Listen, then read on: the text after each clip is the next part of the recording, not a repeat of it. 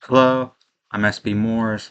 Um, Today I wanted to make a video about my favorite plotline in the Malazan Book of the Fallen, which is the Seven Cities plotline of Drygena's apocalypse, of the apocalypse, the rebellion that happens on Seven Cities against the Malazans and on the subcontinent, which is I've read up to Reaper's Gale, and I've also read Knight of Knives, but other than that, I'm about to make my way through Toll the Hounds pretty soon. But so far, the Seven Cities plotline has been my favorite. I like it more than the Ganabakis plotline, and don't get me wrong, Dargistan was great in the first book, and the first book is what hooked me, and the Panyan War was amazing. Every book is a 10 out of 10 for me. I should preface it with that. Every book's a 10 out of 10. I love them all. But the Seven Cities plotlines just feel so much more visceral to me, and I really enjoy what happens, and I love the characters, um, and I just really like the setting as well. Seven Cities as a desert is very interesting with some of the lore that happens and what actually occurs. I mean, the Chain of Dogs is one of the most epic events that happens in the series. One of my favorites, and I read that years ago back in high school, and I really enjoy at the time, I didn't enjoy it as much. House of Chains, the March to Veraku wasn't my favorite, but the ending made me, I was very distraught by what happened. So it did its job. It was a very good story. And I've, looking back on it now, I really do enjoy House of Chains and a lot of the events therein. I think it was just that very first part where it just focused on Carcer Orlong that I had a little bit of trouble getting into it. But I really enjoyed to love the banter between a lot of the soldiers in that book, and then the Bone Hunters is a great conclusion to it. At least I think it's the conclusion in the Malazan Book of the Fallen series. I'm pretty sure we don't return to Seven Cities in the Malazan Book of the Fallen, but I think that it'll probably get returned to in the sequel series, the Witness series. I think it was meant to be a trilogy, but now it's not. I haven't gotten to that, obviously. I still got to read three other books, and then I intend to read all of the novels of the Malazan Empire, as well as Carcanas and various Watchlane and Coral Brooch novellas. But until then, I don't know. And I can only hope. I mean, the ending. Oh, by the way, this is full spoilers up until the Bone Hunters. I won't go into anything with Reaper's Gale, even though I've read it. And I won't mention anything in Knight of Knives. Because I read that so many years ago, I barely remember. I probably have to reread that before I go on a Return of the Crimson Guard. But in any case, I just wanted to talk about it because I like it so much. And full spoilers up until the Bone Hunters. I'll even talk probably about a little bit about Memories of Ice, Gardens of the Moon, and Midnight Tides a little bit, especially Midnight Tides because that has a decent bit to do with some stuff going on in the Bone Hunters as well as House of Chains. But obviously, to get stuff kicking, we are in Deadhouse Gates. I got this really big copy that's starting to peel finally. I dropped this down a staircase back in high school. It got all dusty. I didn't want to read it for like a week afterward. It still got pock marks on the top, kind of. But um, this is where we're introduced to Seven Cities and the rebellion that's happening. And I think that the introduction to Seven Cities is a perfect parallel to not only the Chain of Dogs and everything that sort of happens in Deadhouse Gates, but also to what the Seven Cities plotline itself is going to be. It is going to be harrowing. It is going to be brutal beyond measure, and arguably, it has no happy endings. I think that is the saddest part about uh, the Seven Cities plotline, and it might be part of why I like it. The world building, especially in Seven Cities, is probably my favorite in the series because I love Genabakis, but from time to time, a lot of Genabakis to me is just either Dargistan or roving plains with herds of veteran in them. And at times it can just feel like a big open expanse of nothing. But obviously it's not that. I know that it's not. But Dargistan's great. The city of Pale Blue Flame, or the city of Blue Flame, is great. And Northern Genabakis felt very alive at the start of House of Chains. But Seven Cities to me is just so visceral. And even though I'm pretty sure the prologue for this that I said I feel relates heavily to it, this book and the others, even I'm pretty sure it takes place on Quantali on Unta, the capital, right after the culling of the nobility, and it kicks off one of the best plot lines in the series, which is uh, the relationship between Felicin Elder, or just Felicin if you want to call her that, or you can even call her Shaik Younger, between her and her sister Tavor Paran, who actually, I guess technically they only meet once in the entire series that we see anyway, which is very strange when you think about it because they're sisters. But I mean, because of what happened, I mean, what a harrowing story. I mean, I'll get more into that later. But obviously, the opening is a ton of slaves getting taken off into um, slave boats go to the Tatarol mines, and they're all nobility, and some brutal stuff happens. An avatar of Hood appears as a walking corpse of flies. He was an old man one second, then he's flies the next, and then he's bones or dead the next. I forget exactly what it was. But what's more interesting to me, especially, well, I mean, that's definitely a bad omen that the god of death has an avatar for a moment there. A priest turns into flies. That I don't think that bodes well for anything that's going to happen on Seven Cities. But especially with what happens to an old woman, an old noblewoman that Felicin knows. Bawden saws her head off with her own chains.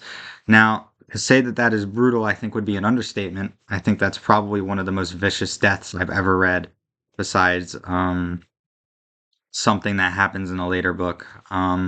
But definitely brutal, and I think it definitely sets the tone for the kind of story we're going to be reading on Seven Cities. So obviously, after that, what I find so compelling about Seven Cities is the nature of the rebellion itself.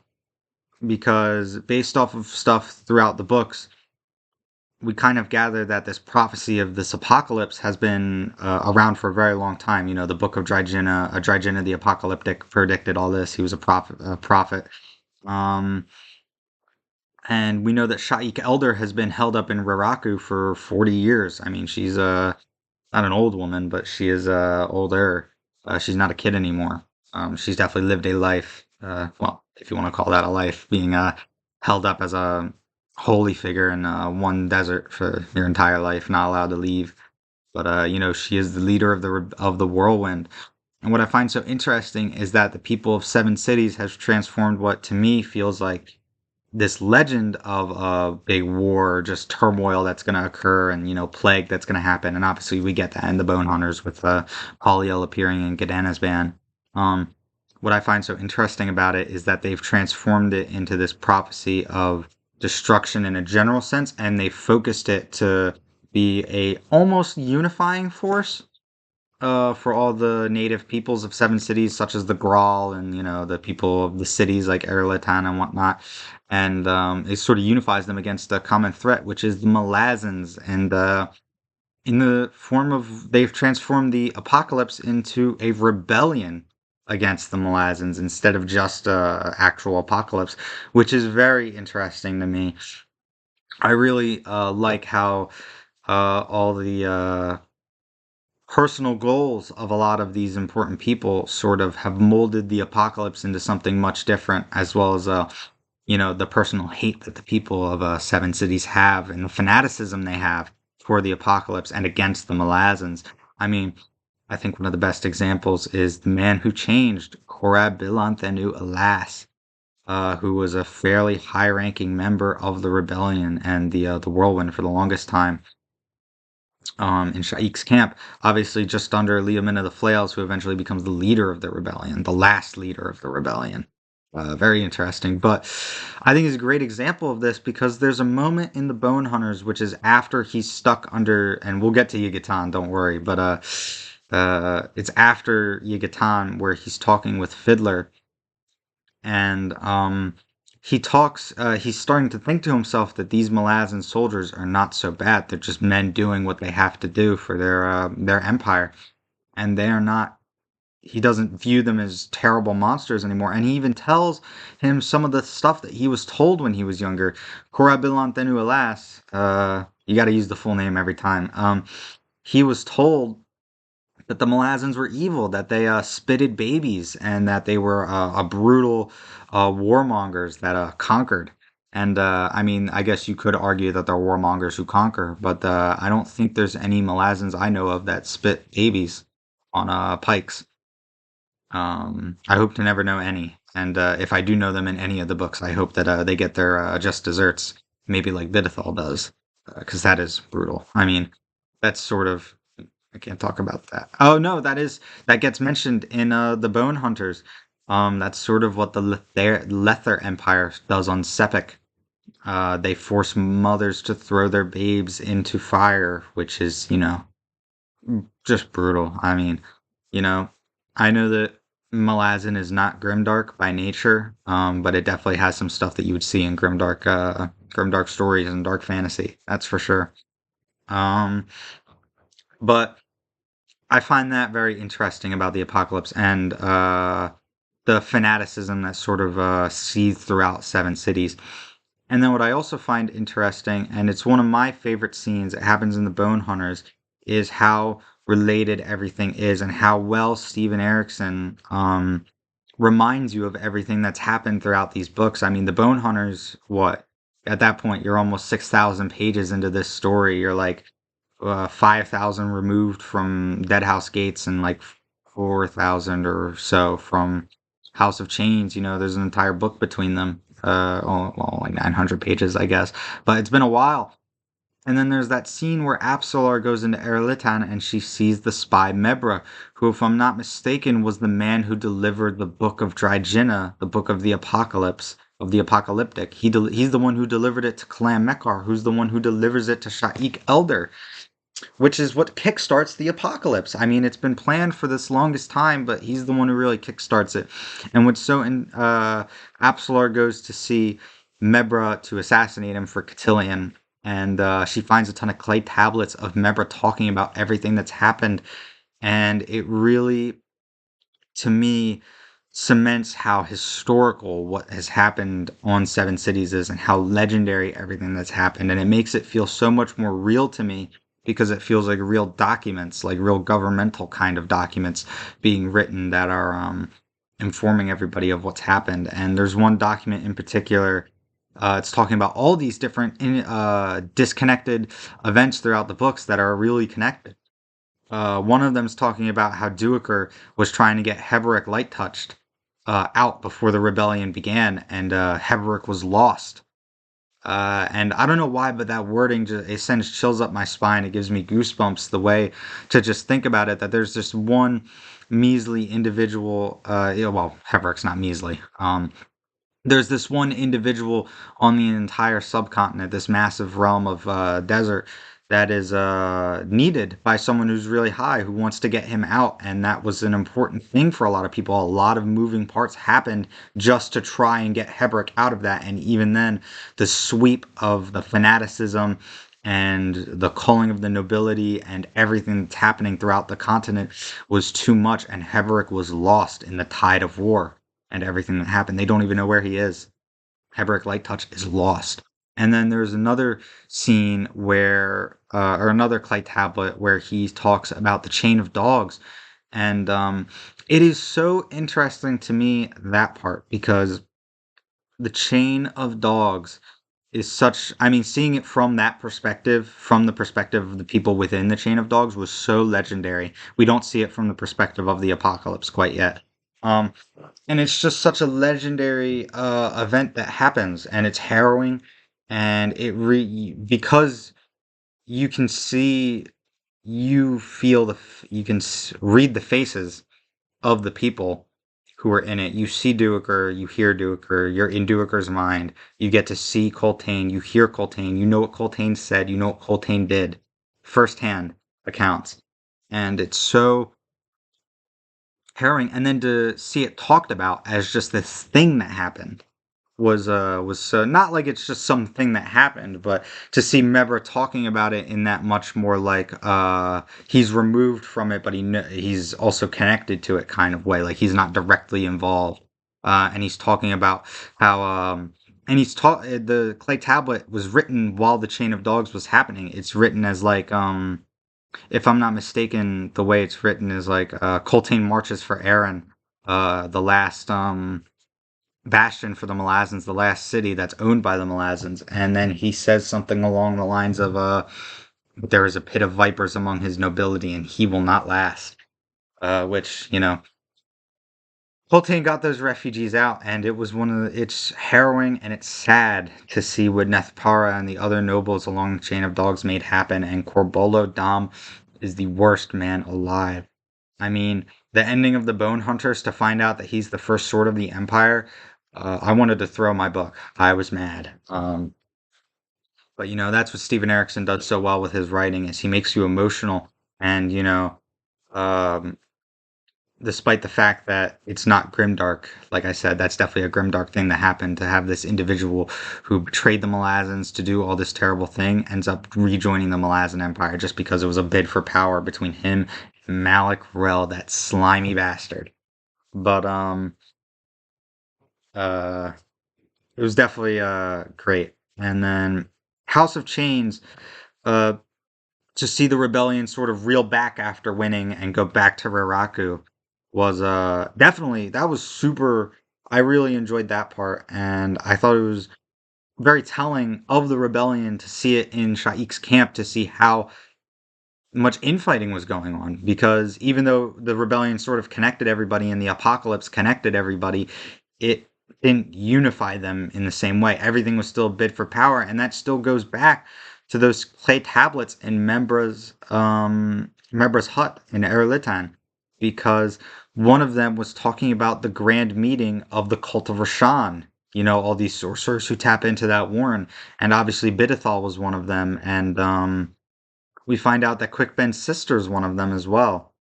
And so was Mebra. They were all high priests or very high-ranking magicians of Rashan and the cult of Rashan. And I mean, every look that we got of the cult of Rashan and House of Chains was really, really terrible. I mean, the stuff that Bidithal did. I mean, what an evil man. I mean, every time I had to listen to Bidithal talk, I was angry. And I can't say that I can say that I was smiling ear to ear when I read what Karsa Orlong did to that man. Definitely brutal. Maybe a quick sword swipe to the neck would have been more tasteful in terms of a death, but I think that Vidithal definitely got his just desserts. And then we find out later that Hood makes sure he got the afterlife that he deserved, probably, with the way that he was acting. But I mean, who's to say what someone should experience in the afterlife? But Bidithal was an evil man. I don't think that's up for debate. I think if you argued against that, that'd be pretty weird. Bidithal is an evil, evil man, and but his parts were definitely important to the book, and it sort of showed how corrupt the rebellion was. I mean, it wasn't a good thing. I mean, you could argue that the Malazans aren't good on the Seven Cities subcontinent either, being taking over and just conquering it. I mean, you could always argue that empires aren't good in general. Uh, Malazan's definitely not a series where you want to look at it as these are the good guys, these are the bad guys. Um, with the Malazans always being good and everyone else always being bad. I don't think that's a good way to look at it. I mean, the Malazans are marching on other peoples to conquer them. Take Ganabakis, for example. They tried to conquer Darajistan, which, and Darajistan's one of the last standing free city, and it's a great city, and they wanted to conquer it.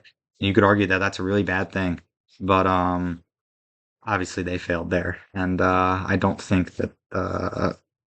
Oh, and we find out that there's no more Malazan armies on the Ganabakis continent either. At least big armies on the south part. They still conquer the north, but Darajistan is free, and we know that because or I mean, I'm assuming that really, but I'm pretty sure excuse me, we know that because um Ganos Pran and One Arm's host have appeared in Gdanazban in the Bone Hunters, which was definitely interesting, and which was definitely interesting. But back to House of Chains with the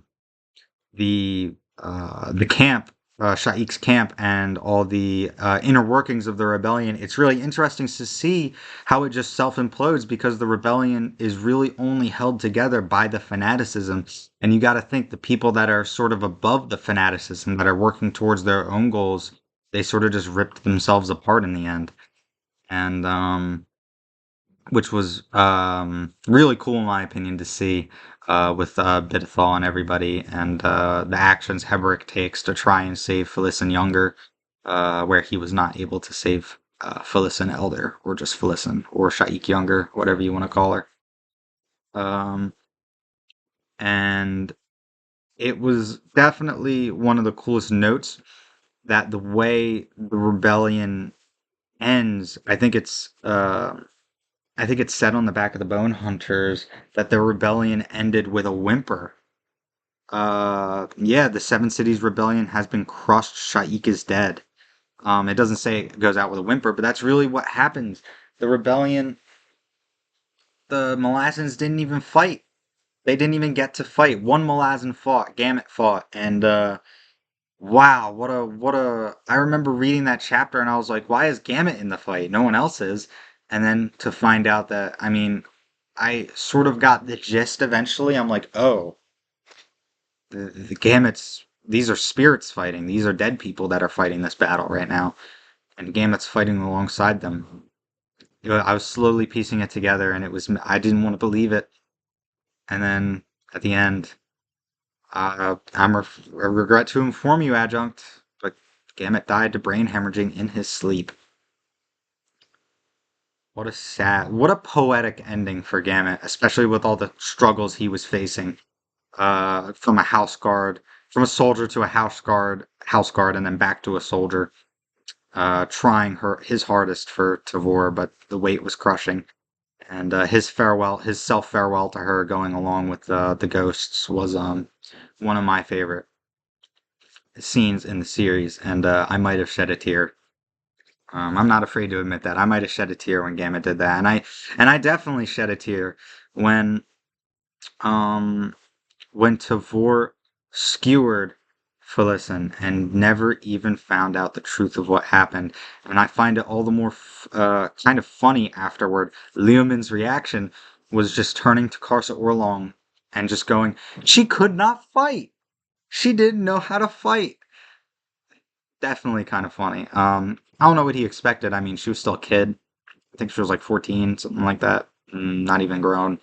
And she just sort of came out of the desert out of nowhere. I mean, I don't know why you assumed she would fight. Although that's part of that sort of mysticism of the rebellion itself and the apocalypse and the apocalyptic. But it all comes to a finale with the Bone Hunters, and I definitely think that the Bone Hunters was one of the best endings I've ever read, in terms of the rebellion.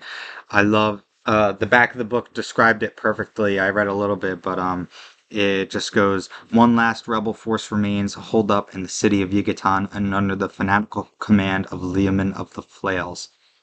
And it talks about how the Malazans are not happy with the idea that they're going to Yigatan because that is where Dasim Ultor, the first sword of the Empire, fell. He was slain.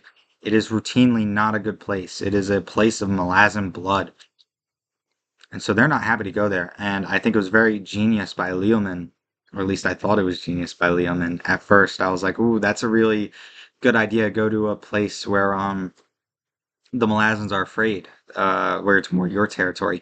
And I love how assertive Leoman is with that. How he cuts off that I don't know what the name was. I think they're called the Falads, or the it's labeled here somewhere, but it's the people who command the cities, each of the cities of seven cities, and he just cuts his head off because the guy was going to give them supplies for the rebellion. He wasn't going to let them just take the city and use it as their defense. He didn't want his city destroyed, but Leoman was having none of that. He just sliced that dude's head off, which was very interesting. And that's part of the brutality of the whole rebellion that I loved so much in the apocalypse, is that people just die all the time. People are just constantly dying. Bidethal died brutally. You know. the dog slayers were slain. I mean, the chain of dogs is just brutal, especially what happens to Coltane at the end and the last of the Wiccans. I mean, just terrible. And that continues all the way to the Bone Hunters. And I think that the themes of the fanaticism and the maybe the lessons you're supposed to take away are especially I think the lesson that Korab learns is one of my favorites is that everything's not how it originally seems. Not everything is cut and dry. Not everything is black and white. The Malazans aren't just bad or good, and the rebellion wasn't just right or wrong. Um, and I think it's very interesting because it makes the series feel so much more real. Everything that's happening in the rebellion. It feels like this is something that could realistically happen in these kind of events. Is that people get so swept up in the fanaticism of everything that's happening and the bloodlust that stuff just starts happening, and then the people who are a little bit above that, like I said before, they're the ones who end up tearing everything down with their petty squabbling on the inside. I mean, the cult of Rashan, Mebra, and his spy work, and Bidithal and everything he was doing, and Corbolo Dom, and his anger. But Leomin leading everybody into the desert and just having the Malazans dog them through the desert for days upon end, it created some of my favorite interactions. I think it's the first time we see the army, the 14th Army in the Bone Hunters. Um, it's with Bottle breaking up a fight between Cork and Smiles, and it's one of my favorite interactions. I mean, the petty bantering between the soldiers, both the physical and the non-physical, just the bickering, is really interesting. And then I really enjoyed how the joking that goes on and how Bottle sort of diffused the situation by making a joke about Smiles wanting to lay some farm boy from the village that's probably a cousin of hers, but which was definitely odd. But it was really funny, and it definitely got a laugh out of Cork, and it got a laugh out of me. But then it gets so much more hard and steeled and serious after that. Where I forget, I'm gonna paraphrase, but I think it just goes there, done. Another perilous moment across this desert dealt with. Uh, and they talk about how this war that's is seemingly unending, this war that where the Malazans haven't even tasted bloodlust. They have not gotten Coltane's justice. They have not done anything. They never fought in House of Chains. I think they had a couple skirmishes, but that's it. The rebellion died with a whimper, and that was not what the Malazans wanted to have happen. They wanted to really hammer in some justice, but that final battle at Yucatan, I feel, is a perfect way to represent that whole concept of it's all the people at the top that were destroyed the rebellion partially, as well as just the fanaticism of everybody. I feel like I'm using that word too much. How Leoman just like he gives them the ending they wanted, tons of Malazans dead, the rebellion goes out in a blaze, but he doesn't go with them, he leaves. And then I think his words to Korab were very interesting. And it's one of the reasons Leoman is one of my favorite characters that appear in that book. Is when he turns to Korab and he offers to let him leave with him, and Korab's like, "You're not a true fighter of the apocalypse." And he looks at him, and he just says, "I was a bodyguard," which was definitely interesting because I mean, Leoman's just been thrust to be in charge of the rebellion, so that scene was definitely great. But those are just a couple of my reasons for loving the Seven Cities Rebellion so much and the entire plot line that's going on there with the apocalypse. I mean, the Seven Cities Apocalypse is just so compelling with the events that happen in it, the lore behind Seven Cities. I mean, I think it's a quote from one of the characters or one of the epigraphs of one of the chapters that every inch and every step of Seven Cities has been walked by Ascendants, and that appears to be true. And some of the things that relate to Midnight Tide, since I said I'd bring that up, is that as far as we find out in Midnight Tides, the Lether Kingdom and the empire they want to be, they were originally a colony for the First Empire of Decembalakis. I think I'm saying that name right. But we also find out in, I think we might find out about it a little bit in House of Chains. I forget about Deadhouse Gates. It's been so many years since I read it. But I know it's definitely mentioned in the Bone Hunters that the first empires from seven cities, which is really interesting because that's not just lore for seven cities, it's world building that extends everywhere. I mean, as far as we're aware, the first empire was the Malazan Empire before the Malazan Empire existed, and it created a lot of cool stuff. I mean, it's said in the glossaries of the glossary of the second book, oh, sorry, House of Chains, the fourth book, I believe, that the Daragoth, the Hounds of Darkness, are creations from Decim Balakis, which also fits in with the other creation of Decim Balakis, the first empire that we find out about, which was the Torobaral Dejim Nedbrawl, who was that's a theme that kind of runs throughout the series. You got these really powerful beings from ancient times that think that they're so powerful, and they're gonna, now that they've been awakened from their thousands and sometimes tens of thousands of years of sleep, that they're just gonna start taking over again. But I mean, Raced and Gardens of the Moon tries to do that, and then he gets he gets three dragons on him, which is kind of cool, and then he gets sucked into an Azoth house. But I'm pretty sure it's implied he's pretty cruel because he's a Jagcut tyrant. But and then this happens with Dejim Nebral and the Bone Hunters as well. So that's a cool theme in the apocalypse that runs throughout everything. I mean, the same thing happened in the second book with the Path of Hands. All those super powerful divers. I've always said it with like a stop because of the apostrophe, but I always say divers. But them and all those soul taken. I mean, the Path of Hands was a lie, created by our favorite madman Iskral Pust. That's another thing. A lot of my favorite characters like Iskral Pust, Leomina the Flails. I didn't like him at first, but Karsa Orlong's story, even though it permeates all the continents a little bit, at least Yanabakis and Seven Cities, he slowly became one of my favorite characters because of his actions in House of Chains. So, in the Raraku Desert, specifically Shaik's camp, I really liked little self-reflection he did at one point with the souls of his companions, Bayroth Guild and Denim. That I forget the other one's name. Bellum Thord, but that's why I like the Apocalypse so much, and I just wanted to make a video about it because it's one of my favorite parts of Malazan. I mean, Anabakis is great. I love all of Malazan, but the Seven Cities books, especially after reading the Bone Hunters, for some reason it really just resounded with me how great this location in the Malazan universe is, and the Malazan Book of the Fallen. So thanks for watching, and I hope you enjoyed the video.